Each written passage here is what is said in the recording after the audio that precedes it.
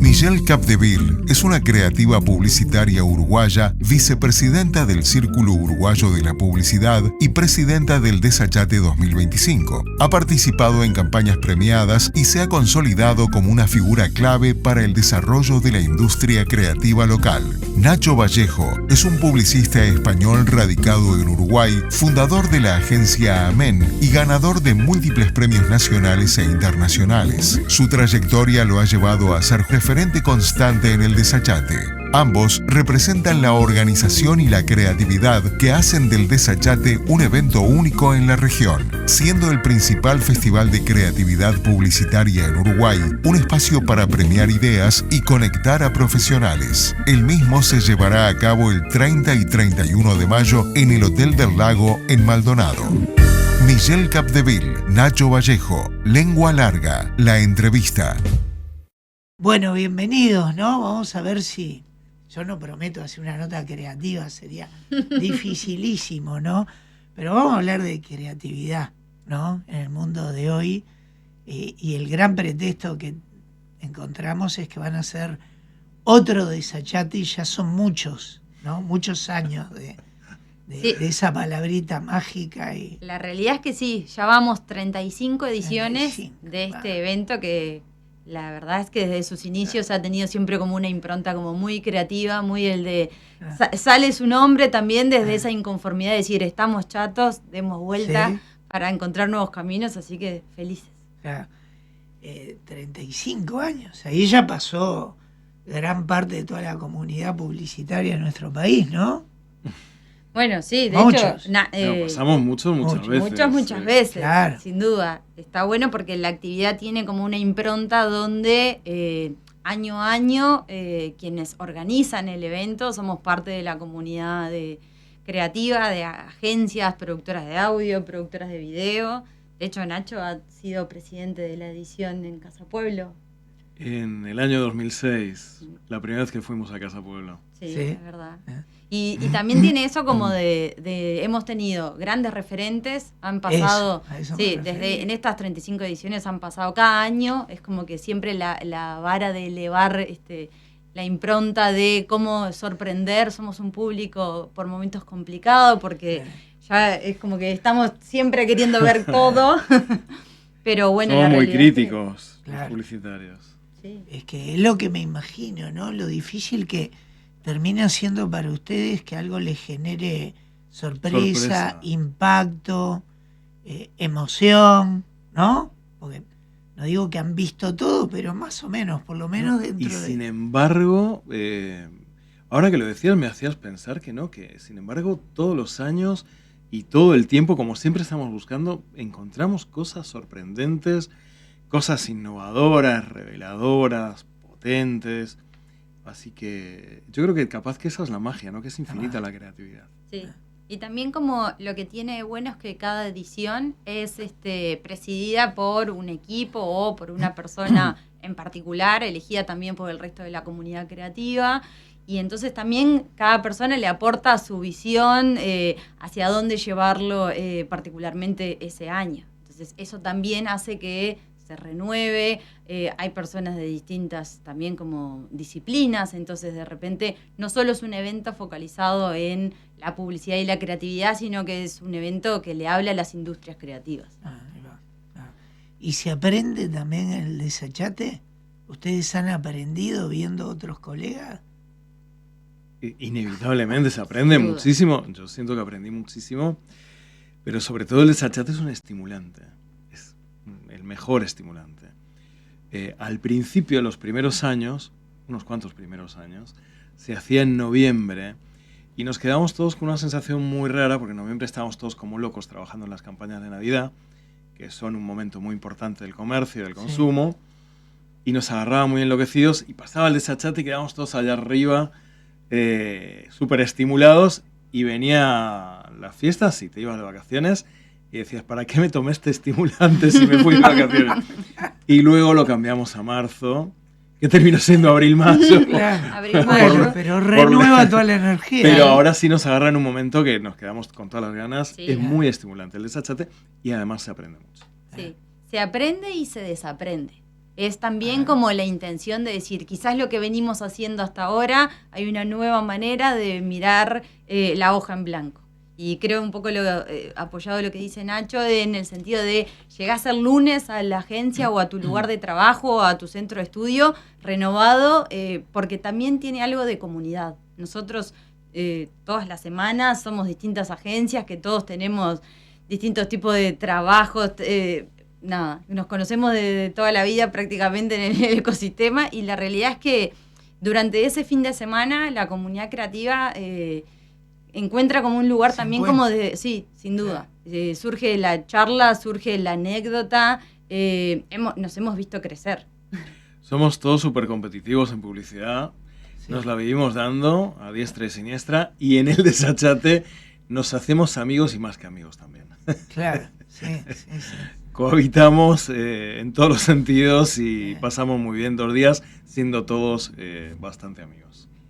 Hay otro evento que llama mucho la atención de la publicidad a lo largo de los años, que ha sido eventos de premiación, campanas y demás, que a mucha gente por fuera de la publicidad dice, qué raro que festejen tanto, que suban todo, que a veces en una empresa gana alguien un premio, sube uno con suerte, 70, sí. ¿no? Sí, tal cual.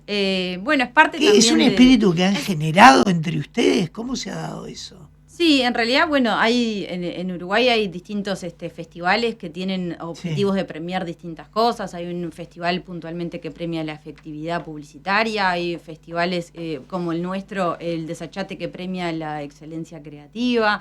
Está también las campanas, que lo decías, que en cierta medida ahí también lo que está bueno de ese evento es que es quien jura ese evento es una muestra también de la cantidad de personas que son parte de la industria, no solo agencias de publicidad, anunciantes, porque en realidad este es un trabajo como súper integrado entre todos. Si bien creo que el desachate, capaz que los departamentos de las agencias, los departamentos creativos, de cuentas, de medios, planificación, vamos todos al desachate, quizás más del palo desde las agencias. La realidad es que, por ejemplo, en esto que decías, las campanas nuclean también como a la industria en su totalidad. Y entonces también está bueno ese reconocimiento de distintas miradas, tratando de llegar como a ese acuerdo de a ver cuál es la mejor pieza, cuál es el mejor aviso de vía pública.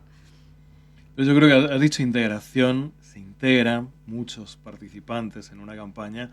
Y eso es lo que tiene esas premiaciones, que sube todo el mundo, porque todo el mundo de algún modo participó. De hecho, cuando hacemos trabajo creativo en un equipo grande, a veces nos pasa que llegamos a una idea 2 o 3 personas a la vez. Y es porque hay algo en el aire que se va construyendo, que va fermentando, y de pronto cuaja, y cuaja en varias cabezas a la vez.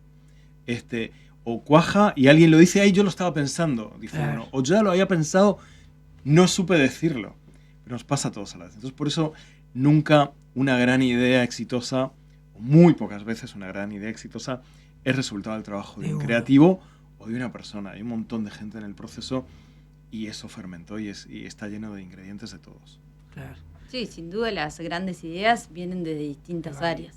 Y a nosotros nos pasa muchas veces que en el trabajo de las agencias, también en esto de trabajar integrado con los departamentos de marketing o las personas que llevan adelante las marcas con las que nosotros trabajamos, de repente es eso que dice Nacho, bueno, sé que las personas eligen consumir mi producto de este estilo, o casualmente encontré que la forma de que van al supermercado y compran mi producto es con esta frecuencia. Bueno, y de repente capaz que a partir de eso surge una idea, surge una observación de decir, acá hay algo, no es casualidad que este producto esté asociado a este momento o que las personas se vinculen como de distinta forma también a esas marcas.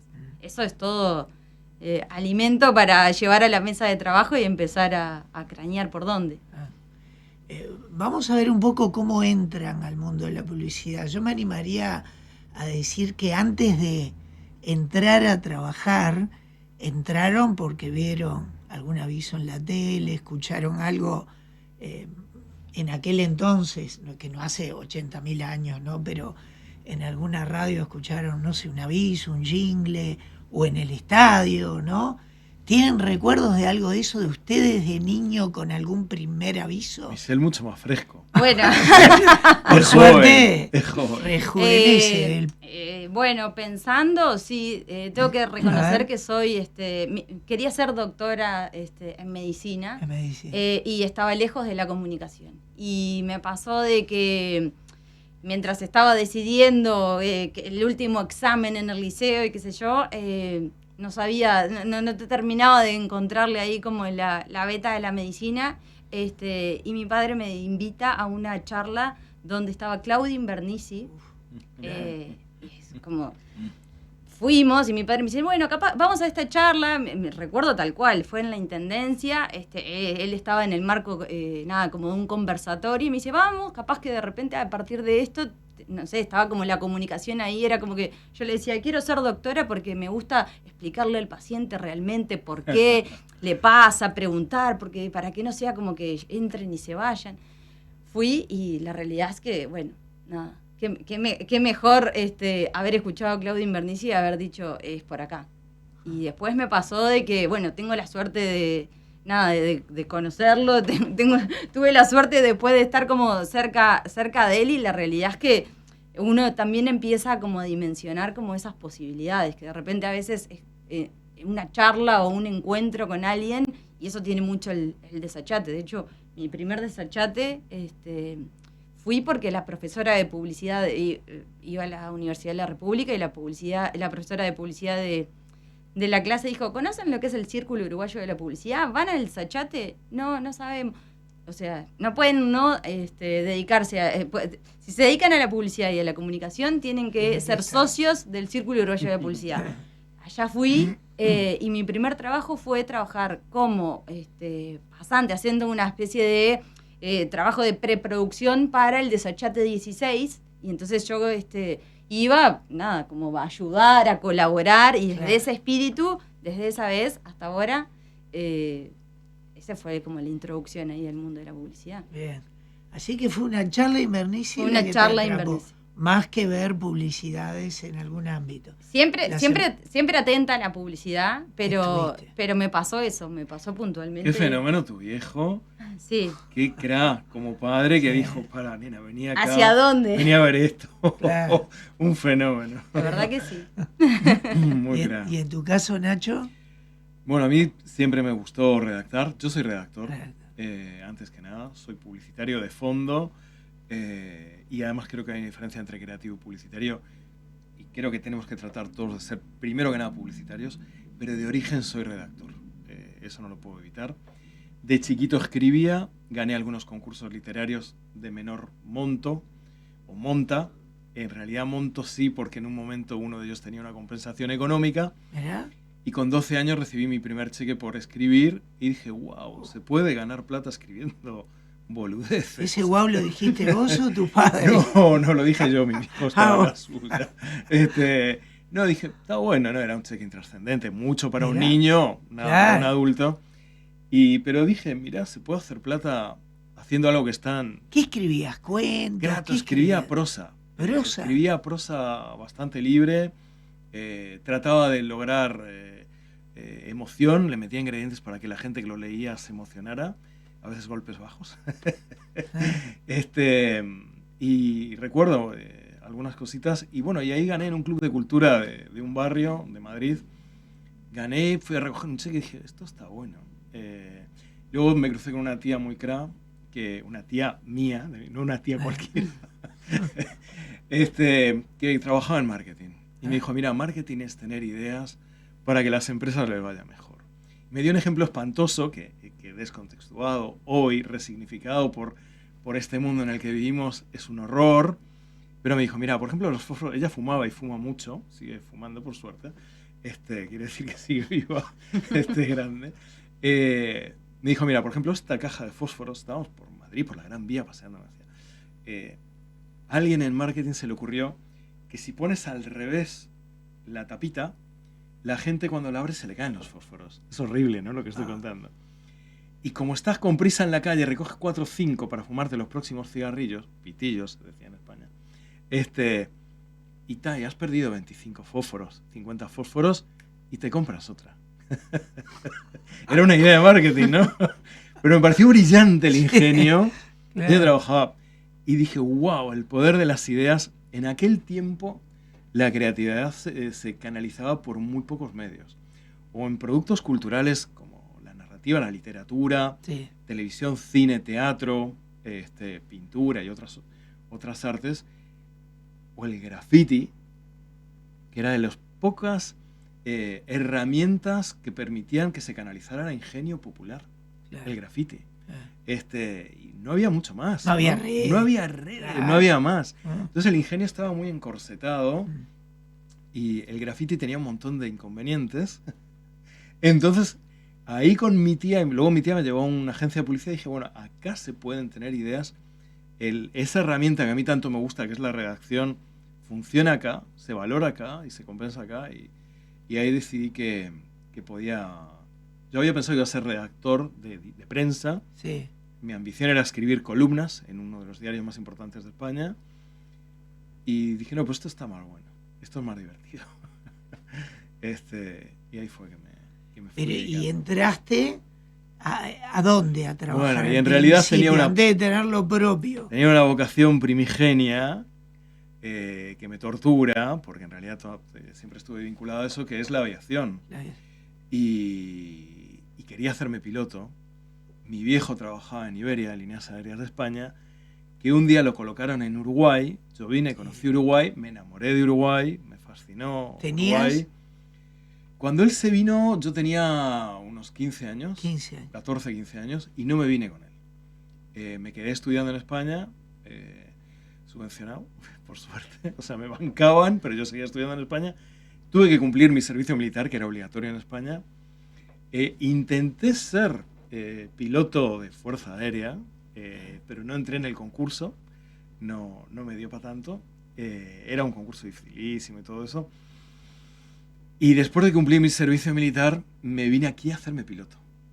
Y estuve ahí, volví a convivir con mi familia un año y pico.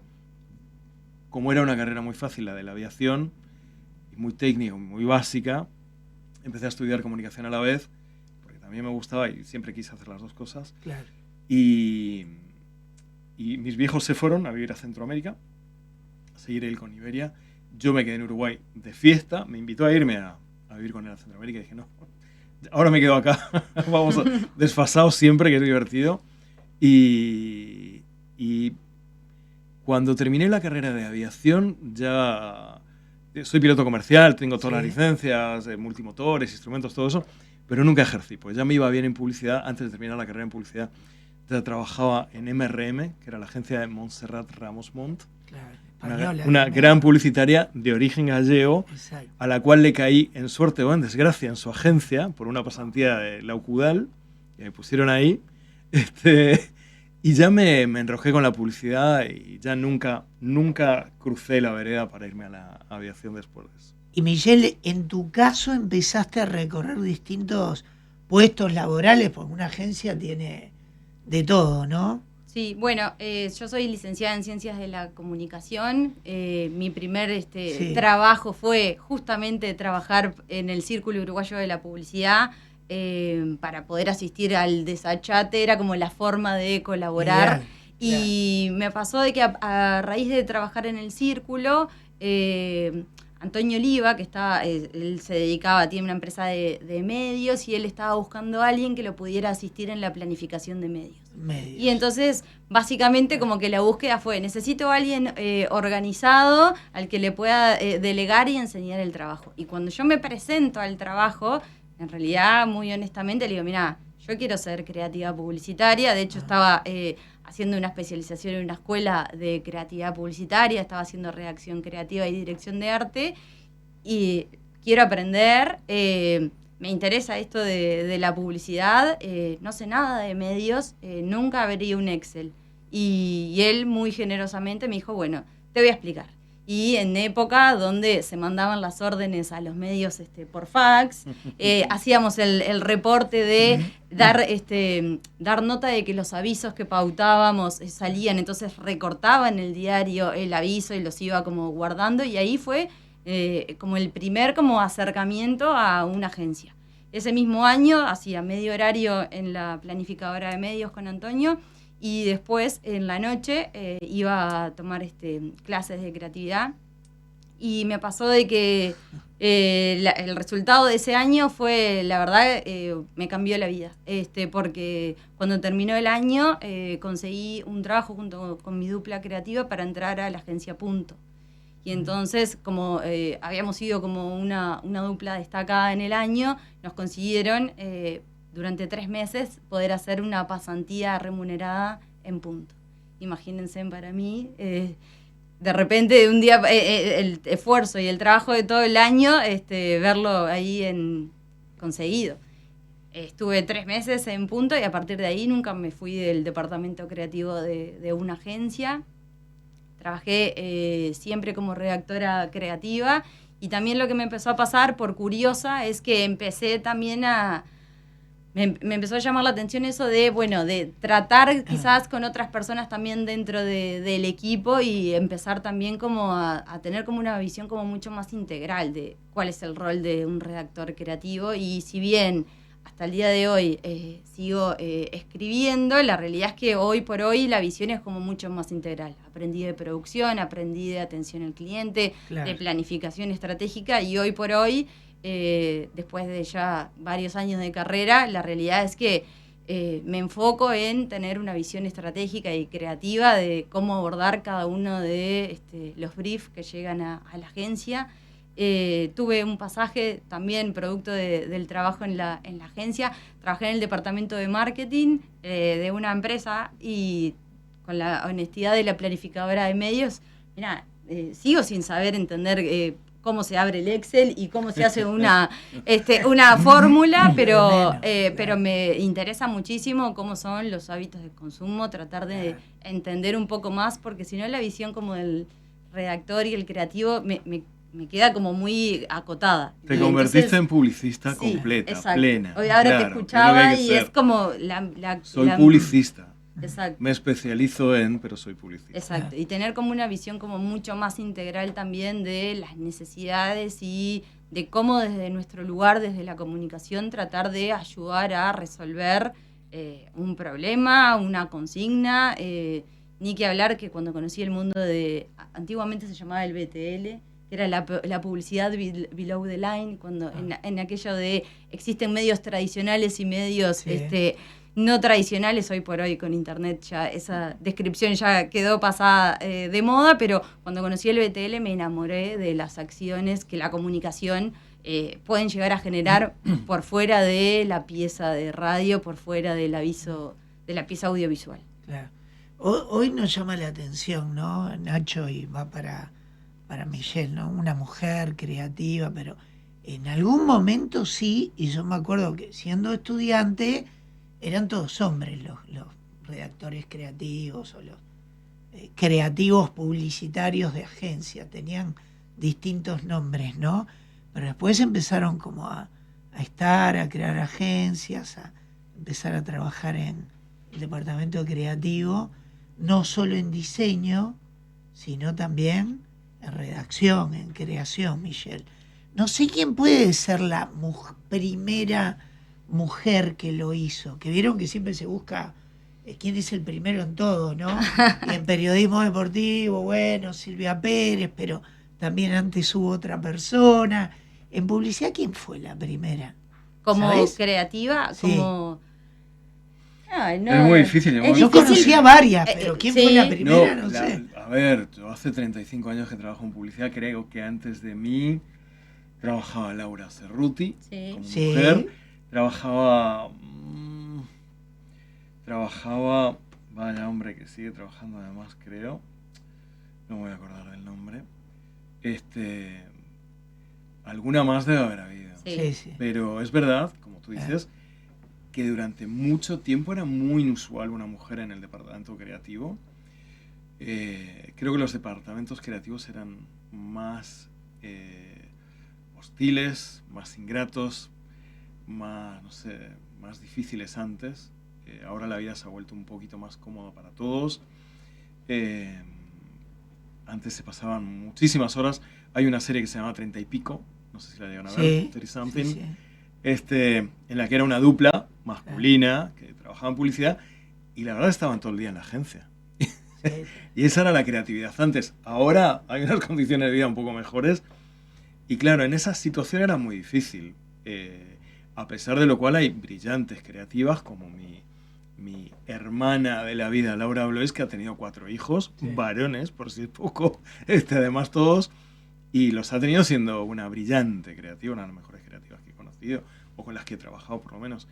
Pero bueno, así mujer de hace mucho tiempo que haya trabajado en publicidad, probablemente bien pionera fue Laura Cerruti, ¿no? Sí, creo que pionera, así haciendo como un poco de historia. La realidad es que, bueno, un poco lo que decís, la dinámica de las mujeres en los distintos roles de la sociedad estaba un poco más como que antiguamente la mujer en la casa y el hombre trabajando. Claro. La realidad, yo soy de una generación que es bisagra de eso. Pero mujeres estaban trabajando. Trabajaban en cuentas. Porque claro. en cuentas se iban a las 7.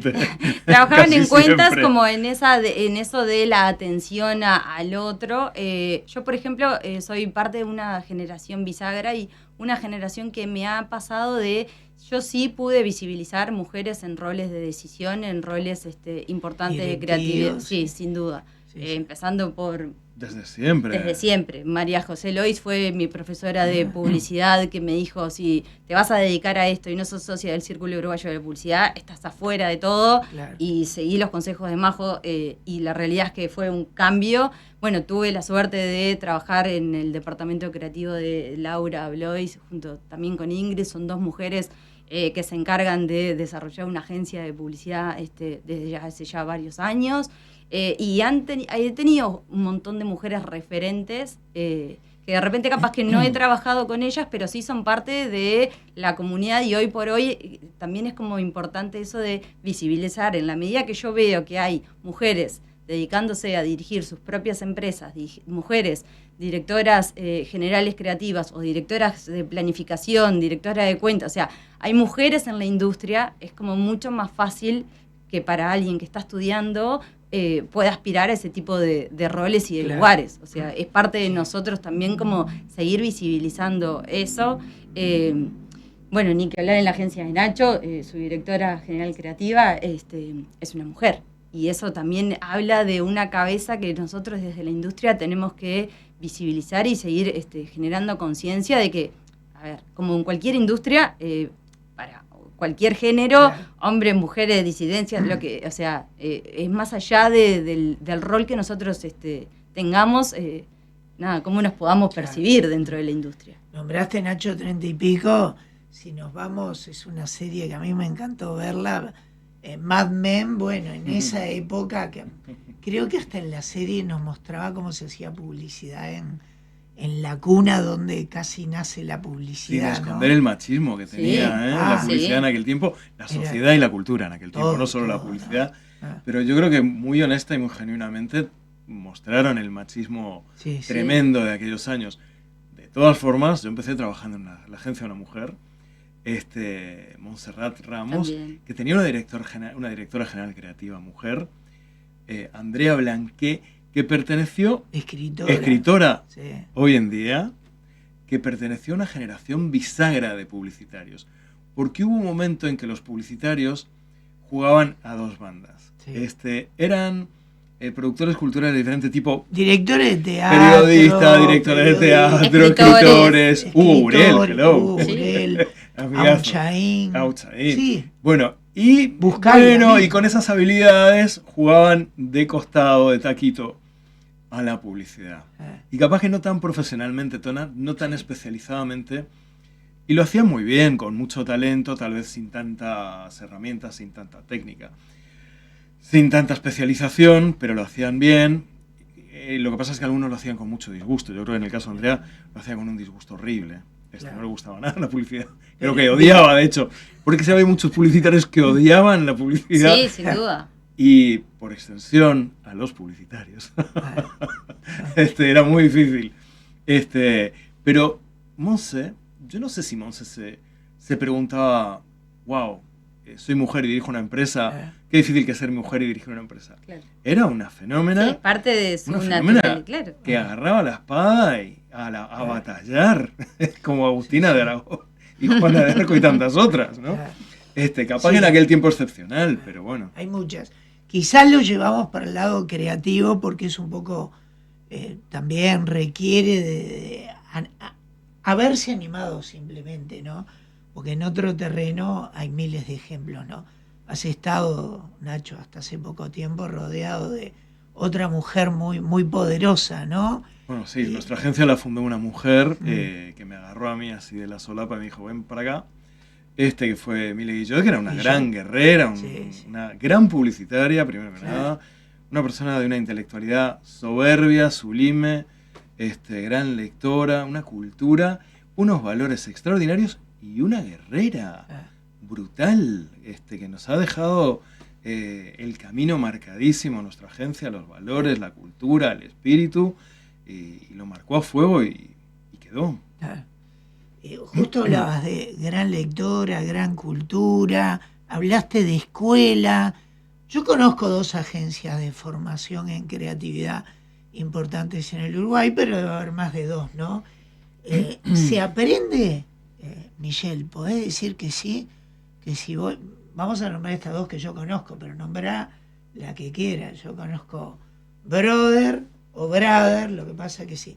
Lo digo de una manera, me corrigen, entonces, ¿no? Brother. Y Carne, ¿no? Sí. Debe haber más. Pero vos decís que vale la pena ir y se aprende a ser creativo. Yo soy egresada de cuando ni siquiera se llamaba Brother y se llamaba Underground. En el año se llamaba Underground. Sí, y recuerdo que iba a la universidad y en un momento era como, uno para poder aspirar a trabajar como creativa publicitaria, uno tiene que presentar, a diferencia de otras carreras donde uno va con su currículum, en el departamento creativo uno va con su currículum, pero también uno va con una carpeta de su trabajo. A nosotros, hablo en plural porque yo trabajaba con una dupla que era también compañera mía de facultad. Nosotros nos dábamos cuenta que con la carpeta de materiales que teníamos iba a ser muy difícil porque era muy competitivo el desarrollo de poder conseguir por lo menos o una pasantía o, ni que hablar, un trabajo fijo como redactora creativa. La escuela, en ese caso, Underground, para nosotros fue también como una puerta de entrada de decir, esto es empezar a jugar como se requiere. Nosotros lo tomamos así con mucha responsabilidad, o sea, nosotros realmente éramos más grandes como de la generación, o sea, ya yo creo que hice Underground, yo tenía 24 años y me sentía que era no sé, ya estaba pasada de edad para la carrera. Y en realidad lo que me pasó es que sí uno aprende a estar atento y aprende una cierta disponibilidad sobre cómo encontrar, ponerse a prueba con un trabajo. Entonces sí, para mí Underground fue un antes y un después. De hecho, lo hice convencida de que podía llegar a ser como una especie de puerta que se abría y la realidad es que en mi caso sí sirvió. Ni que hablar que es una herramienta más a un montón de otras cosas que uno tiene que tener y uno tiene que fomentar. El ser curioso, es una profesión donde uno siempre está como en constante aprendizaje, entonces es como no solo quedarte a hacer, porque si no te pasa de que te convertís en, sos un muy buen redactor o redactora creativa, muy buen publicista, pero de la vida te falta un montón, entonces... Claro. Está bueno que tengas la herramienta para poder aprender a hacer un aviso, para poder enfrentarte a un brief y entender la importancia de un concepto creativo, qué es una idea, qué es una ejecución, los distintos medios, pero la realidad es que tenés que ser curioso y decir, bueno, claro. ¿Qué escuchan las personas hoy? Bueno, ¿cuál es la última obra de teatro que está en el galpón para poder ir a ver? O sea, tenés que empezar a nutrirte de un montón de otras cosas más que más allá de la herramienta... hacen también a tu visión como mucho más integral como profesional. Y en eso, Nacho, ¿cómo lo hiciste y cómo lo hacen hoy todavía? escuchan, ven, leen. Michelle Es decía tanto algo. lo que hay hoy que no es como antes, que Sí. bueno, veías la última película de algo y ya por lo menos sabías por dónde ir. Hoy, por dónde empezás, ¿no? Nutrirse es lo primero fundamental, ¿no? La nutrición cultural, social, de valores, es lo primero para tener ideas. No para repetir nunca. Hay una publicidad muy barata y muy pobre que repite tendencias, que repite patrones, que repite recursos creativos o narrativos. Pero sí hay que nutrirse. Y luego la otra cosa me decía Michelle, que es preguntar. Claro. Todas las ideas surgen de una pregunta, de hacerse una pregunta. Cuando te haces la pregunta correcta, tienes la idea. Y hay que preguntarse y cuestionar, ¿no? Porque preguntar también es cuestionar, y cuestionar mucho más que preguntar Sin duda. cosas. Cuando tú cuestionas las cosas, ahí dices, ¿y por qué no esto? ¿Y por qué es así? ¿Y por qué no es de este otro modo? ¿Y si fuera? Y ahí surge la creatividad. Sí. Eso es fundamental. Y también hay algo como súper rico, que todos los días tenemos un tema diferente en la mesa de las agencias. Entonces, uno tiene que poder aprender a entender cuál es la diferencia entre una plaqueta de luz color azul y roja, y por qué alguien va a estar dispuesto de repente a desembolsar de su bolsillo 20 pesos más porque la plaqueta es cromada o no cromada, o entender por qué alguien va a elegir, no sé, ponerse de repente un buzo de una marca o de otra marca, o sea, Claro. y a veces no tenemos esas respuestas. Y en eso que dice Nacho es, muchas veces, o sea, también es como de no hacer las cosas pensando en que se hacen a mi manera, sino también tratar de entender, no sé, hoy por hoy yo tengo 44 años y tengo que aprender qué es lo que escucha alguien de 20 si pretendo venderle un helado a esa persona que tiene 20. Tengo que interrumpir. Alida Barali. Creativa, contemporánea con Laura Cerruti. ¿Te acordás? ¿Verdad? Bien. No podíamos. No, y muy alguna bien. más se va a sentir muy mal, que capaz que ahora pasamos por acá, escrito Los Van a otros pasar el nombres. nombre nombres. de otras pioneras de la Sí, creatividad está muy femenina. bien. Perdón, Sin duda. el interruptus. Lo hacen por placer, curiosidad y porque es parte de la vida de ustedes y hasta de un entrenamiento creativo, el ver, leer, escuchar. La pregunta es, ¿se toman un tiempo para todas las semanas estar viendo una película o una serie que, bueno, justo estaban hablando hace semanas del Eternauta, la veo, parece que todo el mundo la tienen que ver o ver por lo menos de qué se trata si no leyeron la historieta? Esas cosas las hacen, ¿no? Primero que nada, no puedes desconocer lo que Sí. es tendencia y lo que Lo es que es parte de la cultura compartida. Claro. Tal cual. Tendencia a todo porque nivel. tienes que hablar el idioma de la gente, tienes que saber qué les está pasando, cuál es su interés. O sea, eso es obligatorio, es mandatorio, no puedes desconocer primero. Luego de eso, los publicistas trabajamos muchas horas y muchas veces somos muy desgraciados y no tenemos tiempo para leer todo lo que quisiéramos, ir al cine todo lo que quisiéramos, ir al teatro, que el teatro me encanta y muchas veces es muy difícil. Lo hacemos por mandatorio y por gusto, pero a veces a mí me falta tiempo. Sí. No, yo tengo como 2 ejercicios. Creo que hay una cosa como importante, es no perder el termómetro en el momento en el que uno está viviendo.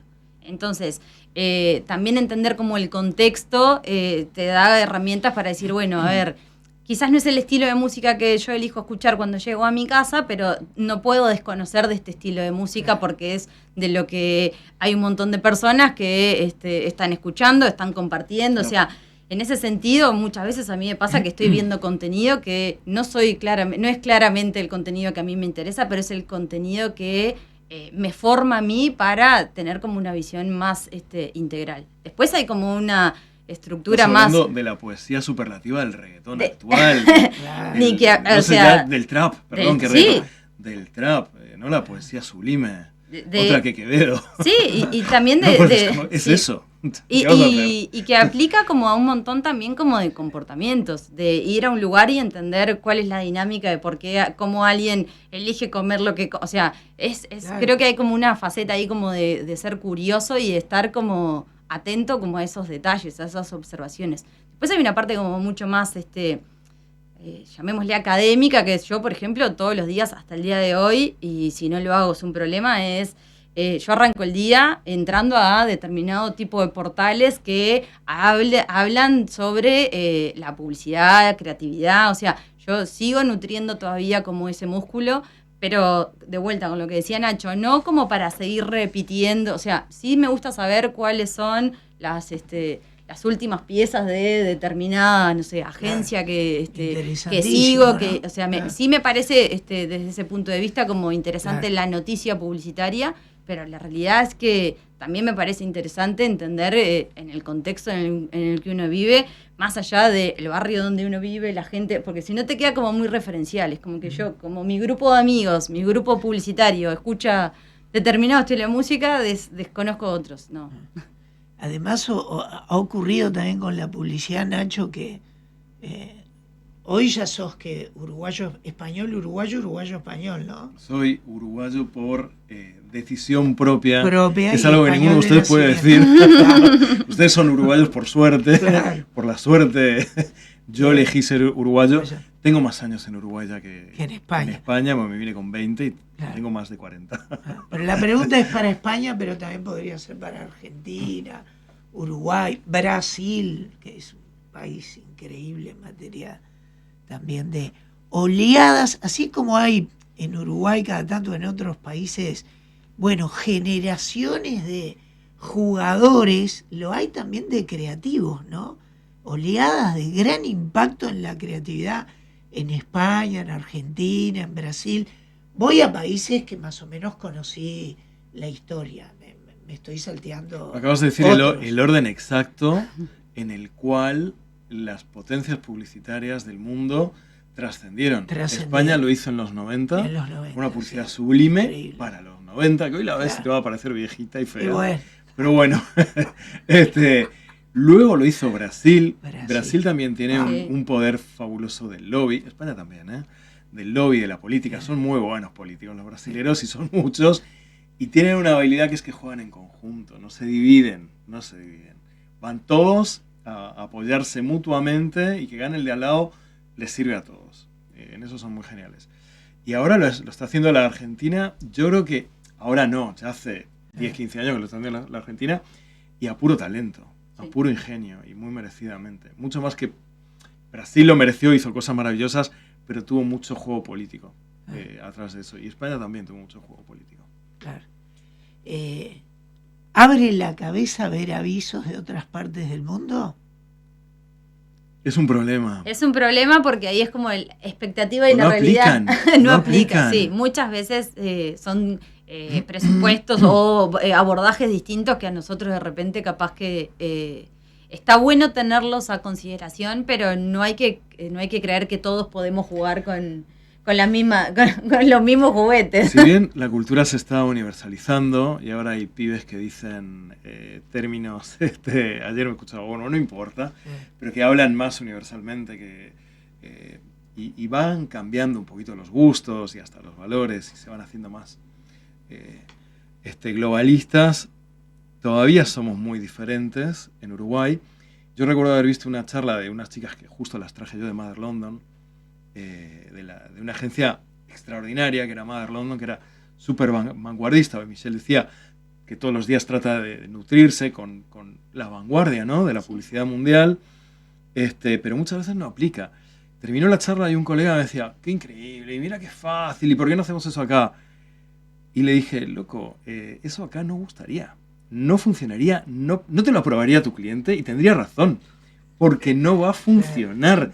¿Te gusta a ti que tienes una amplitud de frecuencia así para la publicidad y capaz para la cultura también? Pero la gente no va a funcionar.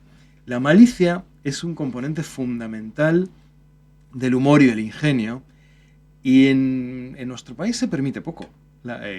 Poquita malicia. Si te pasas de malicia, está todo mal.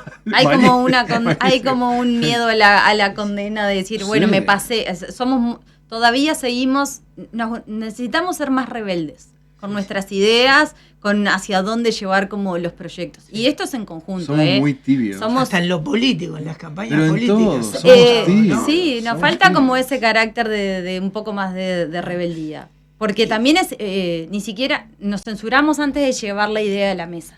Acordate cuánto nos gustaban los programas argentinos, que venían y ponían a todo el mundo verde en el Parlamento argentino, CQC y todo eso. Sí. Y el día que vinieron a Uruguay nos ofendimos todos. Sí. Nos encantaba verlo de allá, pero cuando lo hicieron acá, todos ofendidos. Entonces, la frecuencia en la que funciona la creatividad en nuestro país es muy estrechita.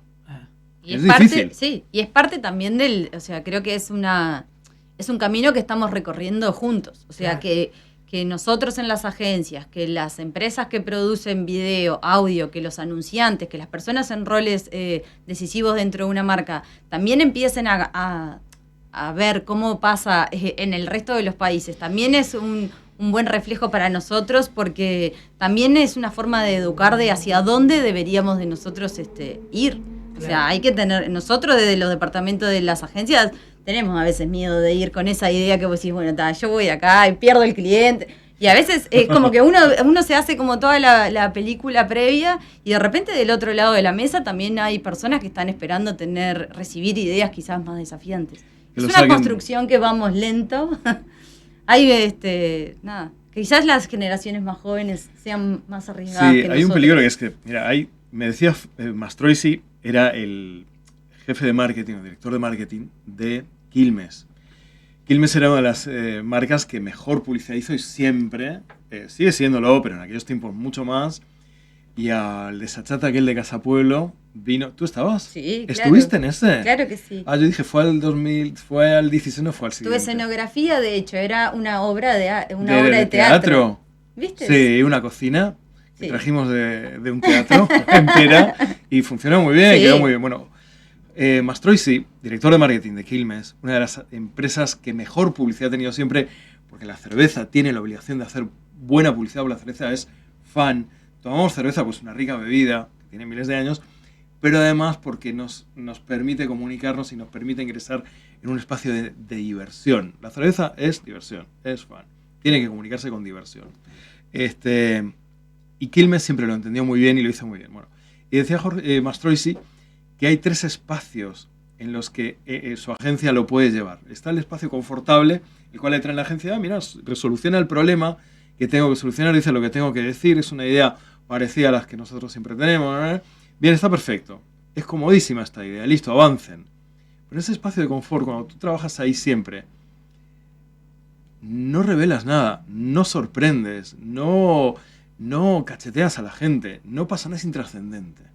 Luego está el espacio en el que te sacan del confort, te ponen incómodo, pero el anunciante entiende y dice, wow, sí, pero dice lo que tiene que decir, pero respeta nuestros valores, pero es nuestro mensaje de siempre, pero resuelve el problema. Wow, pero es difícil, pero a la gente le va a gustar, pero no le va a gustar. Tranquilo, para eso estamos los publicitarios, sabemos lo que funciona y lo que no funciona. Los expertos, los publicitarios, que ya no son solo redactores creativos o diseñadores, son publicistas completos. Nos damos cuenta si eso va a funcionar o no. Y te sacamos del espacio de confort, te doy la mano, te saco del espacio de confort y vas a triunfar. Y luego está el espacio transgresor, donde todo es creativo, porque todo es nuevo, porque todo es diferente, porque todo es sorprendente, pero es absolutamente negativo. Porque estás traicionando un montón de cosas, estás transgrediendo, y eso no construye, eso destruye. Y ojo, porque hay mucho publicitario rebelde que se cree un supercrack porque transgrede y en realidad está haciendo mala publicidad. Interesante, ¿no? Sin duda. Todo este análisis. Michelle, en el desachate van a ver reflexiones, miradas sobre esta nueva herramienta, la inteligencia artificial en nuestra profesión, me imagino que en la publicidad y en la creación. Sí, sin duda. Bueno, es parte también de esta herramienta con la que estamos aprendiendo a llevar los días.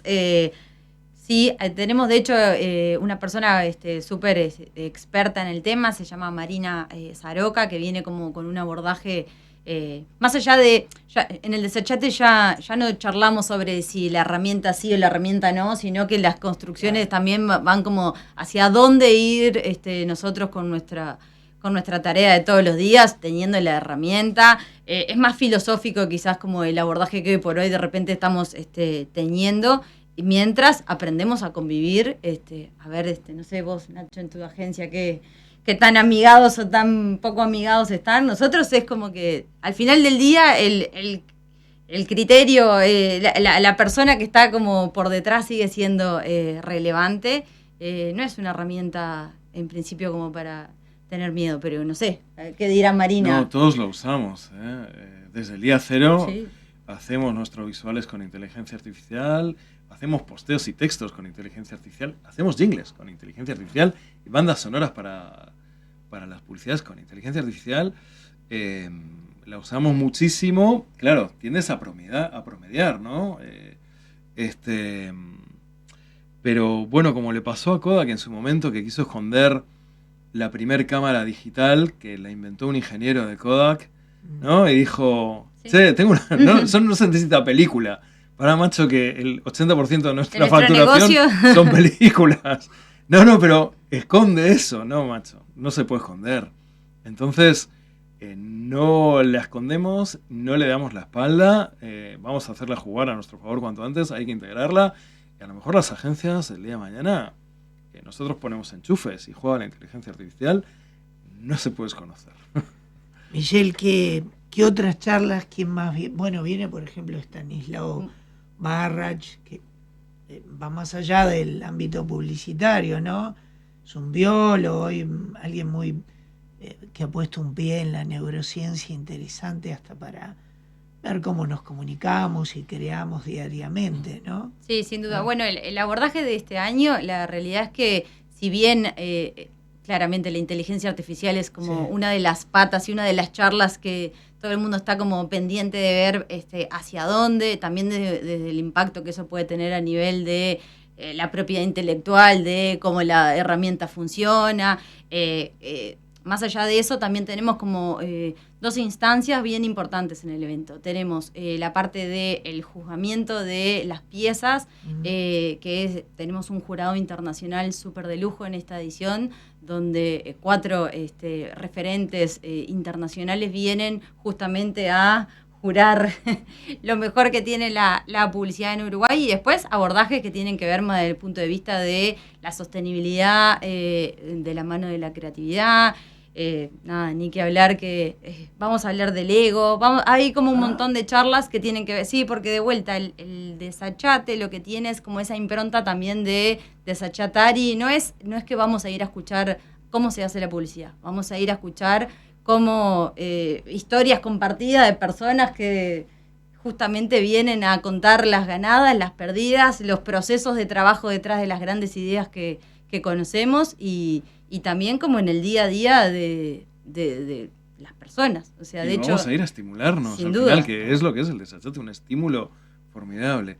Este desachate está muy bueno, han hecho un gran trabajo y espero que lo disfrute la gente, porque va a ser muy estimulante, pues es alucinante, está muy bueno el panel. Sí, son 2 días de conferencias, actividades de encuentro, y que justamente parte de una lógica que tiene que ver con las historias compartidas. Entonces, más allá de las temáticas, también como el abordaje de los distintos conferencistas, también como a repensarnos en el día a día. Tengo que hacer una tanda. Lea Bliman. Perdón. ¡Ay, Perdón. sí! Es No sé verdad. si tan antigua como Laura y como Alida, Contemporánea. pero de las pioneras Trabajé también, con Lea. y trabajó en agencias muy difíciles haciendo publicidad que está en la antología de la publicidad uruguaya para Conaprole hace 30 años o más. 30 años. Sin duda. Sí, sí. Trabajé con Lea. Lea Bliman. Van a surgir más nombres. Acá sigo yo después que reivindicando a las termine la mujeres. nota. No, Muy bien, muy bien. tendríamos que ir para atrás realmente. Tendríamos que haber venido con los apuntes. Michelle y Nacho, bueno, 1000 historias para seguir compartiendo. Tenemos que simplemente ponerle el puntito final. Gracias, ¿eh? Bien. Muchas gracias a ti por la Gracias. invitación. Gracias. Un gustazo estar en la encuentro. Gracias.